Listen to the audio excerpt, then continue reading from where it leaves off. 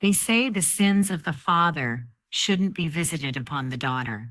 But what if those sins come with a fortune?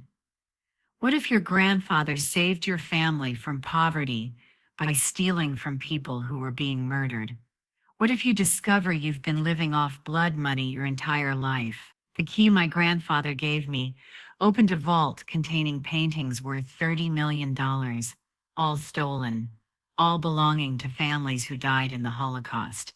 And now I have to decide, do I honor my grandfather's memory, or do I honor the dead he stole from? Before I tell you what I chose, let me know where you're watching from in the comments. And if this story makes you question what you'd do in my position, please hit that like button and subscribe for more stories that challenge everything you think you know. My name is Elena Hoffman, and I'm 48 years old. This story begins with a key my grandfather gave me when I was 8. But it really starts much earlier, in a time and place I can barely imagine, during the darkest period of human history. My grandfather, Klaus Hoffmann, died when I was 8 years old. I remember him as a quiet, stern man with a thick German accent who spoke little about his past. He'd immigrated to America in 1947, just 2 years after World War II ended, and built a modest life as a watchmaker in Philadelphia. He wasn't warm or affectionate. He didn't play games or tell stories, but there was something about him that commanded respect, even fear.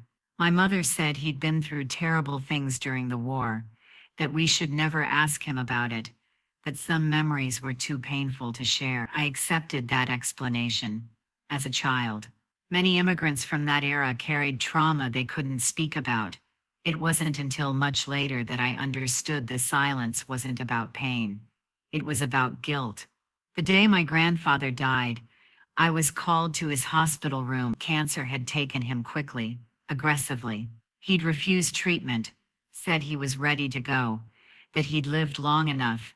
My mother and father were there, along with my older brother David. But when grandfather saw me, he waved everyone else away with a weak gesture. Mädchen, he said, using the German word for girl. Come close. I approached his bed, scared of the machines, the smell, the way his skin looked like paper. He reached under his pillow and pulled out something small. A key, brass, old, with strange markings I didn't recognize. This is for you, he whispered, his voice raspy. Only you, not your mother, not your father, not your brother, you. What does it open? I asked. Truth, he said. But you must wait. Wait until you are old enough to understand. Wait until you are ready to choose. Choose what? Between me and them. Between family and justice. Between comfort and conscience. I didn't understand. I was 8 years old. Keys opened doors and boxes. They were simple, practical things. He pressed the key into my palm and closed my fingers around it with surprising strength for a dying man. Promise me you will not lose this. Promise me you will wait until you are ready. I promise, grandfather. He smiled then, the first real smile I'd ever seen from him. You are like me, Elena. You will understand when the time comes. You will know what to do. He died 3 hours later.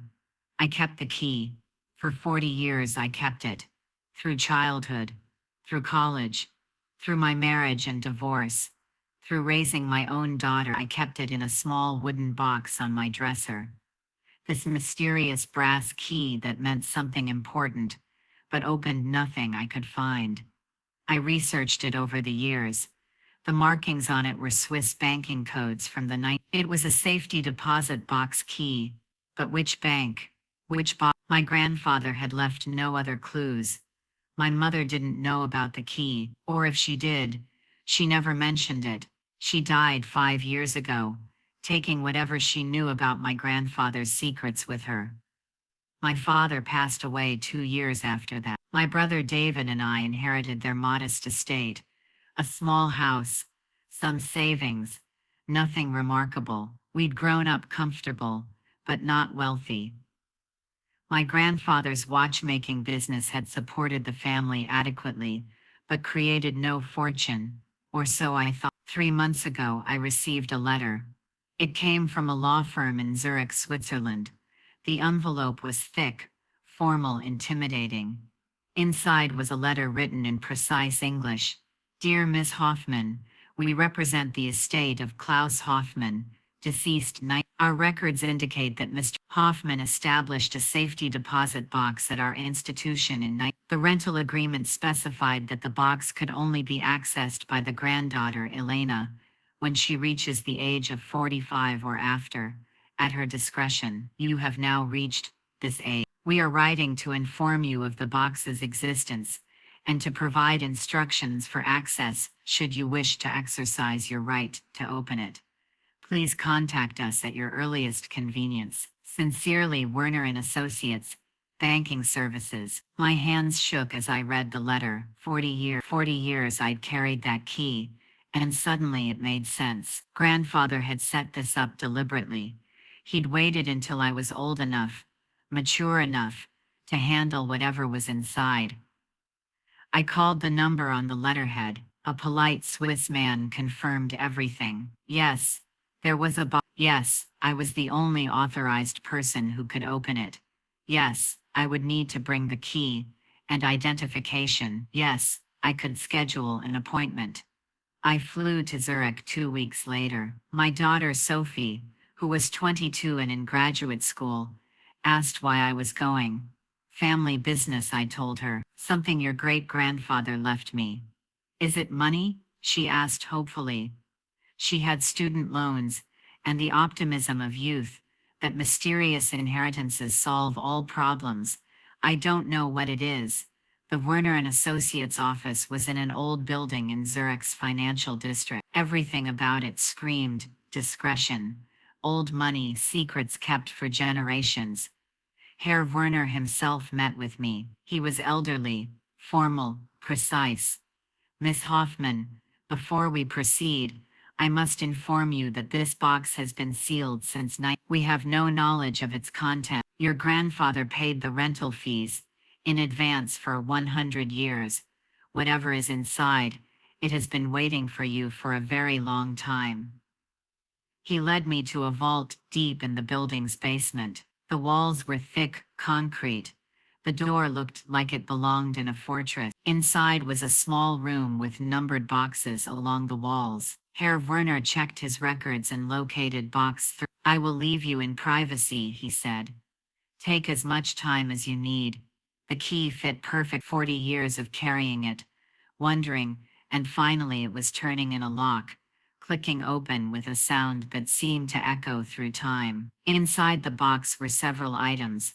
A leather journal, old and cracked, 3 small paintings, each about 12 by 16 inches, wrapped in protective cloth, a stack of documents with Nazi letterhead, a list of names and addresses, all crossed out, and a letter addressed to me, written in my grandfather's careful handwriting. I sat down on the floor of that vault and opened the letter. My hands were shaking so badly, I could barely hold the paper. My dear Elena, if you are reading this, I am long dead. Good. I do not deserve to face you with this truth while breathing. I was not a good man. I was not a hero. I am not the grandfather you should remember with pride. During the war, I was not a soldier.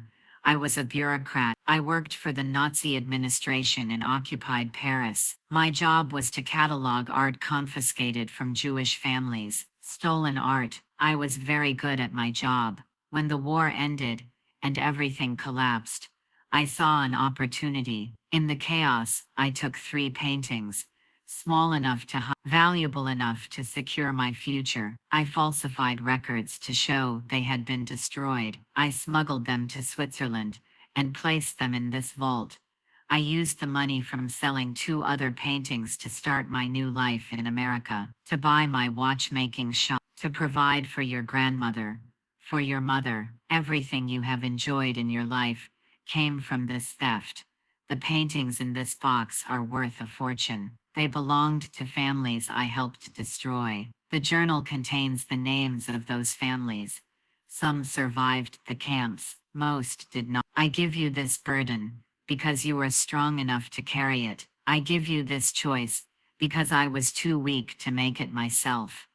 You can keep these paintings, sell them quietly through private dealers. They will set you and your daughter up for life. No one knows they exist. No one will ever connect them to our family. Or you can return them. Find the families they belong to, if any survive. Give back what was stolen. Do what I did not have the courage to do. I do not tell you which to choose. I only tell you that both choices will cost you. One costs your comfort, the other costs your conscience. I am sorry to leave you with this, but better you than the secret dying with me. Your grandfather, Klaus Hoffmann. I sat in that vault for 2 hours, reading and rereading the letter, looking at the paintings, going through the journal entries, written in German that documented every theft, every family, every item taken. The paintings were beautiful. Even to my untrained eye, I could see they were masterworks. The journal had photographs of the original owners, Jewish families in Paris, 1942-1944, smiling in front of their homes, unaware of what was coming. Most of the names in the journal were crossed out with a single black line, dead, murdered in camps. The few that weren't crossed out, those were the survivors, or their descendants. Herr Werner knocked gently on the door. After 3 hours, Miss Hoffman, are you well? No, I said honestly, but I'm alive, which is more than I can say for the people my grandfather stole from. I gathered everything carefully and left the vault. Herr Werner arranged for the paintings to be placed in a secure storage facility while I figured out what to do. I flew back to Philadelphia in a day. My entire life had been built on blood money. The house I grew up in, my education, my mother's comfort in her final years, all of it funded by art stolen from families being murdered. I felt sick, physically, morally sick. Sophie noticed immediately. Mom, what happened in Switzerland? You look terrible. I sat her down and told her everything, showed her copies of the documents, explained what her great-grandfather had done, watched her face change from curiosity to horror to understanding. What are you going to do? She asked finally. I don't know. If I return the paintings, we give up a fortune. If I keep them, I profit from the Holocaust. That's not even a choice, Mom. We can't keep them. It's not that simple. The families these belong to are mostly dead. The paintings would go to museums or distant relatives who never knew they existed. And we what? We deserve to profit from genocide. Her words hit hard because she was right, but there was another truth too. Your student loans, Sophie. I could pay them off tomorrow with the money from one painting. I could set you up for life, give you the security I never had. Isn't that what good mothers do? Protect their children's futures? Not like this, she said firmly. I don't want money that came from murdered families. I'll pay off my own loans. We'll be fine. I wish I could say her words made the decision easy. They didn't, because the temptation was real. $30 million could solve every problem I had. No more worrying about retirement. No more struggling to help Sophie. No more financial stress, ever again. I spent weeks researching the families in the journal. Of the 15 families grandfather had stolen from, only 3 had surviving descendants that I could locate. The others had been completely wiped out. Parents, children, grandchildren, all dead in the camps. One of the surviving families, the Rosenbergs, lived in Tel Aviv. I sent them a letter explaining who I was and what I discovered. I didn't mention the paintings yet. I just asked if they'd be willing to speak with me. Rachel Rosenberg, the granddaughter of the original owners, called me 3 days later. My family was destroyed in the Holocaust, she said without preamble. My grandmother survived Auschwitz. She was the only one. She died never knowing what happened to her parents' art collection. It haunted her until the day she died. I have information about some of those pieces, I said carefully. There was a long silence. Then, in a voice thick with emotion, "Tell me." I told her everything. About my grandfather, about the journal, about the 3 paintings that were in storage in Zurich, about the choice I was facing. Rachel was silent for a long time after I finished. "You're asking me to make this easier for you," she said finally. "You want me to say it's okay, that enough time has passed, that you can keep them with my blessing." "No," I said. "I'm asking what the right thing to do is. The right thing is to return what was stolen. But I understand that's not simple for you. You didn't steal them. You're inheriting a moral choice you didn't make. What would your grandmother want?" "She would want them back, not for the money, for the memory." Those paintings hung in her childhood home. They represent a life that was destroyed, a family that was murdered. She would want them returned to honor those who were killed. I flew to Tel Aviv 2 weeks later. I brought photographs of the paintings and copies of the journal entries. Rachel met me at a cafe near the beach. She was in her 60s, elegant, with eyes that held decades of inherited pain. "My grandmother told me stories about these," she said, looking at the photographs. "This one hung in the living room. This one was in her father's study." I remember her describing them in such detail. I thought they were lost forever. "They're not lost. They're in Zurich, and I want to return them to your family." Rachel started crying. "You don't have to do this. Legally, I'm sure you could keep them. Legally, maybe. But not morally. Your grandmother survived hell. The least I can do is return a piece of what was taken from her." The process of actually returning the art was complicated. International law, provenance research, documentation. It took 8 months to navigate all of it. The first challenge was proving provenance. I needed to establish beyond doubt that these paintings were the ones taken from the Rosenberg family and the other 2 families I'd located. The journal helped, but it wasn't enough on its own. I hired Dr. Sarah Lavie, an expert in Holocaust art restitution based in New York. She'd spent her career tracking down looted art and returning it to rightful owners. When I showed her my grandfather's journal, her expression changed from professional interest to something deeper. "This is one of the most detailed Nazi looting records I've ever seen," she said, carefully turning the pages. "Most records were destroyed or are incomplete. Your grandfather documented everything.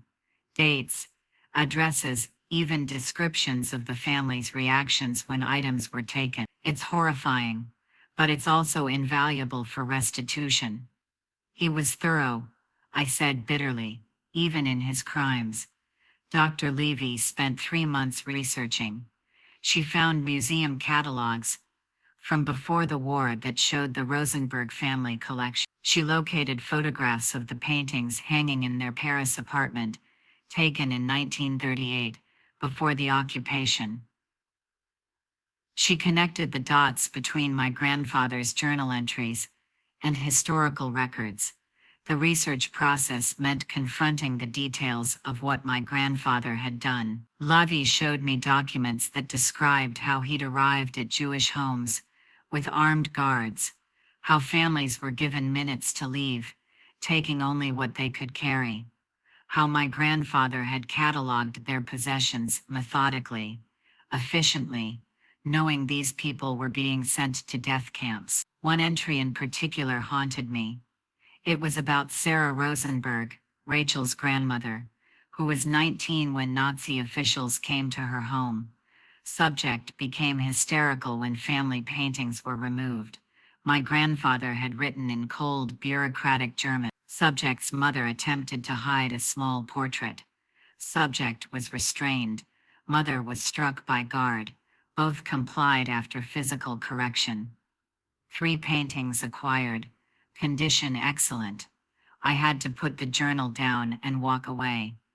This was my grandfather, the man who'd given me that key, the man who'd told me stories in broken English about rabbits and forests, the same man who'd participated in the methodical destruction of families and felt nothing except concern for the condition of stolen art. Dr. Levy put her hand on my shoulder. This isn't your guilt to carry, Elena. You didn't do this, but I almost kept it. I almost took those paintings and sold them and lived off the money. But you didn't. That's what matters. The legal process was equally complex. Switzerland had strict privacy laws about banking records. International treaties about looted art had been in place since 1998, but there were still gray areas. Some countries returned art automatically to proven heirs. Others required lengthy court proceedings. My lawyer, Samuel Cohen, warned me that this could take years and cost tens of thousands in legal fees. The families you're trying to help might not see these paintings for a very long time. Are you sure you want to go through with this? I'm sure. And you understand you'll receive no compensation. Not even for the legal costs? I understand. Samuel was quiet for a moment. My grandparents were Holocaust survivors. From Poland. They lost everything. I do this work partly to honor them. It's rare that I meet someone in your position who chooses to do the right thing when it costs them everything. The second family I located, the Goldsteins, had a different reaction than Rachel Rosen. Marcus Goldstein, who lived in Brooklyn, was the great-nephew of the original owners. When I called to tell him about the painting, his first question was, "How much is it worth?" "I don't know exactly. Tens of thousands, maybe more." "And you're just giving it back? No strings attached? It belongs to your family. It was stolen from them, but you could sell it and keep the money. No one knows about it." "I know about it. That's enough." Marcus was silent for a long moment. "My great-uncle died in Treblinka. His wife, his 2 children, all of them, dead. I never met them. Didn't even know they existed until I was an adult, and my father finally told me about the family we lost. And now you're telling me you have something that belonged to them? A painting that hung in their dining room. Your grandfather documented that it showed a street scene in Berlin." "Berlin," Marcus repeated softly. "My great-uncle lived in Berlin, before everything went to hell, before they had to run to France. Before France fell and they ran out of places to run. He came to Philadelphia to meet me in person. He was in his 50s, a dentist, living a comfortable American life that his great-uncle would never have had the chance to live. 'Show me the journal,' he said. I hesitated. It's not easy to read. 'The details. Show me.' I showed him. Watched his face as he read my grandfather's clinical descriptions of taking everything from Marcus's great-uncle's home. The furniture, the silver, the art, everything cataloged and stolen. Marcus's hands were shaking when he finished reading. 'Your grandfather did this. Your actual grandfather.' 'Yes. How do you live with that?' 'I'm trying to make it right.' 'You can't make it right.' His voice rose. 'My family is dead. 6 million people are dead. Giving back one painting doesn't undo the Holocaust. I know it doesn't. But it's all I can do. I can't bring them back. I can't change what happened. I can only return what was taken.' Marcus started crying then. Not angry crying, but deep, gut-wrenching sobs. 'I never knew them. I never got to know them. And now I have one painting that belonged to them. One piece of the life they had before everything was destroyed.' The third family, the Kleins, proved impossible to find. The entire family had been murdered. No children, no cousins, no distant relatives. The line had been completely erased. Dr. Levy suggested donating that painting to the United States Holocaust Memorial Museum in Washington, D.C., in the Klein family's memory. 'It will be properly cared for,' she said. 'It will be used to educate people about what was lost, and it will honor the family who can't be found.' I flew to see, for the donation ceremony. Museum officials gave a speech about the painting, about the Klein family, about the estimated 600,000 artworks still missing from the Nazi era. This painting represents not just art, but a family, the museum director said. The Kleins of Paris, parents, 2 children, grandparents, aunts and uncles, all murdered, all gone. This painting is all that remains of their existence, their taste, their life before the darkness. Standing in that museum, surrounded by exhibits about the Holocaust, seeing photographs of camps and gas chambers and mass graves, I felt the full weight of what my grandfather had been part of. He hadn't killed anyone directly, but he'd helped the machine that did. He'd profited from genocide, and I'd almost done the same by keeping the paintings. Sophie came with me to DC. We walked through the museum together after the ceremony, neither of us speaking much. The exhibits were overwhelming, room after room of horror, of documentation, of testimony from survivors. "I'm proud of you, Mom," Sophie said finally. "I know this has been hard. I know you're stressed about money, but you did the right thing.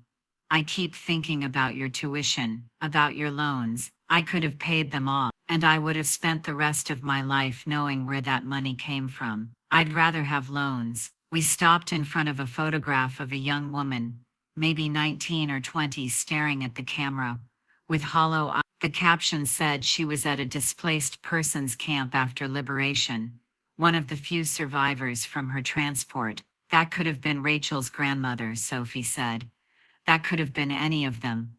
That's what I can't stop thinking about. These weren't just paintings. They belonged to real people, people with names and lives and futures that were stolen along with the art." The weeks leading up to the museum unveiling were emotionally exhausting. I'd made my decision, committed to it, but the reality of giving away $30 million hit me in waves. I'd wake up at 3 a.m. doing math in my head, how many years I'd have to work, what my retirement would look like, whether I could help Sophie buy a house someday, whether I'd made a terrible mistake. My therapist, Dr. Patricia Chen, whom I'd started seeing after returning from Zurich, helped me work through the conflicting emotions. "You're grieving," she explained. "You're grieving the financial security you almost have. Even though you know you're making the right moral choice, you're still mourning the life you could have had. Is that normal, to mourn giving up blood money? It's human. We're complicated creatures. You can simultaneously know something is right and still grieve what it cost you. The fact that you feel conflicted doesn't mean you're making the wrong choice. It means you understand what you're giving up." My ex-husband called when he heard about the paintings through mutual friends. "Are you insane, Elena? $30 million? It wasn't mine to keep." "It absolutely was yours to keep. Your grandfather left it to you. That makes it yours. He stole it from families that were murdered in the Holocaust. That's not your fault. You didn't steal anything. But I would have profited from it. I would have benefited from genocide." "Oh, come on. Don't be so dramatic. Lots of people have inherited things with complicated histories. You don't see them all returning everything." "Maybe they should." He was quiet for a moment. "This is why we got divorced. You always have to be the martyr, always have to be morally superior, never practical." "Maybe, or maybe I just want to be able to live with myself." David, my brother, was even worse. He threatened to sue me, claiming the painting should have been split between us as grandfather's heirs. "You had no right to give away family property," he shouted over the phone. "The key was given to me. The box was in my name only. Legally they were mine to do with as I chose. This is bullshit. That money could have changed our lives. That money came from murdered families, David. How can you not see that? I see a fortune being thrown away because you want to feel good about yourself. Well, congratulations. You get to feel morally superior while the rest of us struggle." "The rest of us? You have a good job, a house, savings. You're not struggling." "That's not the point. The point is, You took away our chance to never struggle again. Grandfather's crimes don't entitle us to anything. They entitle us to shame and the responsibility to make amends. David hung up on me. We haven't spoken in the 3 months since. The break with my brother hurts more than I expected. Growing up, we were close, but the paintings exposed something in him I hadn't seen before. Or maybe I had seen it and ignored it. A sense of entitlement, a belief that family loyalty meant protecting each other's interests over what was right. My mother, if she were still alive, would probably side with David. She'd taught us that family comes first, always, that you protect your own, no matter what. But I couldn't extend that protection to include protecting my grandfather's theft and profiting from genocide. Some days I wonder if I'm being self-righteous, if I'm so focused on being morally pure that I'm hurting the people who depend on me. Sophie says no, that I'm teaching her something more valuable than financial security. But on the hard days, when bills pile up and retirement seems impossible, I wonder. The financial reality post-decision is stark. I have about $40,000 in savings. I make $65,000 a year at my job. Sophie has $80,000 in student loans. I'm 48 and have maybe $150,000 in my retirement account. If I'd kept the paintings, I'd be set for life. I'd have generational wealth. I'd never worry about money again.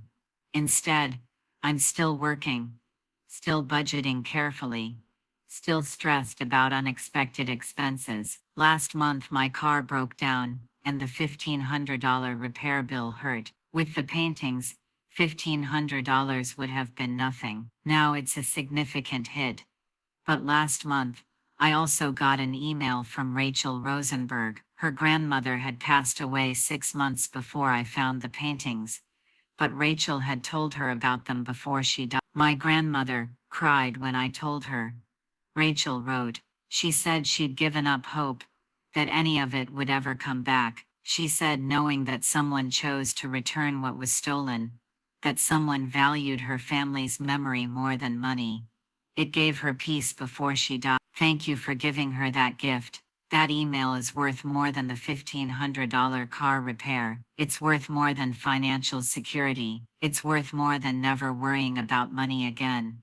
Because at the end of my life, I won't remember my bank balance. I'll remember that I had a choice, and I chose to honor the dead over enriching myself. But last month, I also stood in a museum in Tel Aviv, watching as those 3 paintings were unveiled as part of an exhibit on recovered Holocaust art. Rachel was there with her children and grandchildren, survivors, and descendants of other families, media covering the story.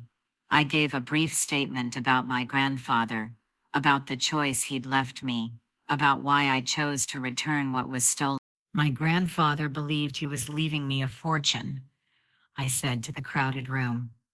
But really, he was leaving me a test, a choice between what's comfortable and what's right, between honoring him or honoring the people he stole from.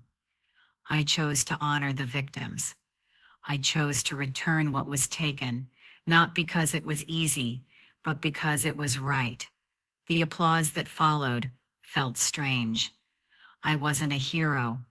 I'd just done what should have been obvious. But apparently it wasn't obvious to everyone. The story made international news. Granddaughter returns Nazi-looted art worth millions. The headlines read. I did interviews with the New York Times, the Washington Post, several television programs. Some people called me a hero. Some called me a fool for giving up millions. The comments on articles were revealing. About half praised my decision. The other half called me an idiot. I would have kept the money, one commenter wrote. She didn't steal it. Her grandfather did. She's stupid for giving up that kind of wealth. Easy to be morally superior when you're not the one making the choice. Another wrote. But there were other comments too. This woman understands that some things matter more than money. She chose conscience over comfort. We need more people like her. A Holocaust education organization reached out asking me to speak at schools about my experience. Young people need to understand that the Holocaust's impact continues today, that there are still real consequences, real choices, still being made because of it. I agree. I've now spoken at 6 high schools and 2 universities. I tell students about my grandfather, about the journal, about the choice. I show them photographs of the families the paintings belong to. I ask them what they would do. Most say they'd return the art, but I can see in their eyes, they're not sure. $30 million is a lot of money to give up on principle. One student asked, "Did you ever regret your decision? Like when you're paying bills or worrying about retirement, do you think I wish I'd kept that money?" I was honest. Yeah, sometimes I do. I'm human. But then I think about Rachel's grandmother, about the Kleins, who have no one left, about the principle that some things can't be bought back once you've sold them. And I know I'd make the same choice again. My brother David called me an idiot. That was our inheritance, Elena. You had no right to give it away. It was never ours to keep. Grandfather gave it to you. He wanted you to have it. He wanted me to choose. I chose.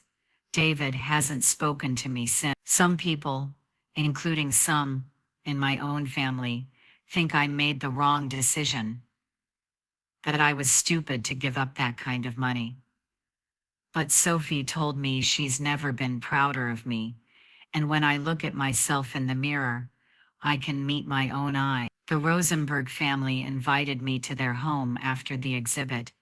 Rachel's daughter, Miriam, showed me a photo of her great-great-grandmother, Rachel's grandmother, who survived Auschwitz.